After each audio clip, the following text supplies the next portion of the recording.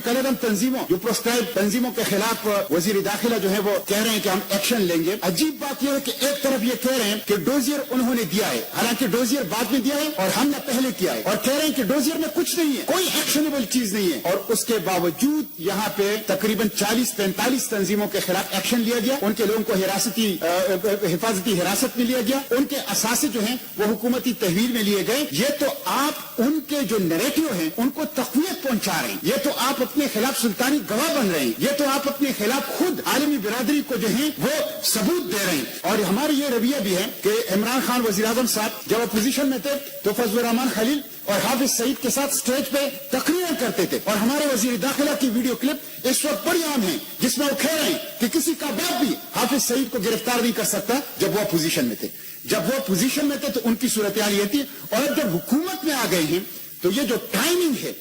अगर कलरम तंजीमें कोई हैं, नॉन स्टेट एक्टर्स कोई हैं, तो यहाँ एक अदालतें मौजूद हैं, यहाँ कैदा है, यहाँ कानून है। ये मोदी की दम की, ये उनकी डोजियर के बाद, ये बैनुल अक़वामी प्रेशर के, ये पसपाई नहीं होनी चाहिए। इसलिए मिस्टर चेयरमैन के पसपाई का फिर कोई हद नहीं होता। हम वजीर आज़म साहब से कहते हैं, आप टीपू सुल्तान की बात करते हैं,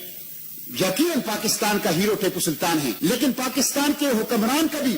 फिर अंदाज हिंदुस्तान के मुकाबले में, मोदी के मुकाबले में टीपू सुल्तान का होना चाहिए। बादशाह जफर के ऐसा गुलामाना और अमन के लिए भीख मांगने वाला वो अंदाज नहीं होना चाहिए। तो मिस्टर चेयरमैन, मैं आपके तवज्जुह से, इस हाउस के तवज्जुह से हुकूमत से दरखास्त करता हूं कि वो पार्लियामेंट को एतमाद में ले कि इस वक्त क्या सूरत हाल है, क्या हो रहा है। वो सियासी जुमातों को एतमाद में ले, पार्लियामेंट उनको सपोर्ट करने के लिए तैयार हैं, सियासी जुमातें उनको सपोर्ट करने के लिए तैयार हैं, और इंटरनेशनल फोरम पर हिंदुस्तान का वो चेहरा जिसके हवाले से ओआईसी ने करारदाद पास की, जिसके हवाले से यूएन की रिपोर्ट आई है, वो चेहरा बेनकाब करें। हिंदुस्तान जा रहे हैं, हिंदुस्तान ने एग्रेशन की है, हमारी फिजाओं में एग्रेशन, हमारी जमीन पर एग्रेशन, हमारी समंदरों में एग्रेशन, हमारी कैदी को उन्होंने बेदर्दी के साथ और बड़ी बर्बरियत के साथ कत्ल कर दिया। इस एग्रेशन को इस बेनकाब करने की जरूरत है।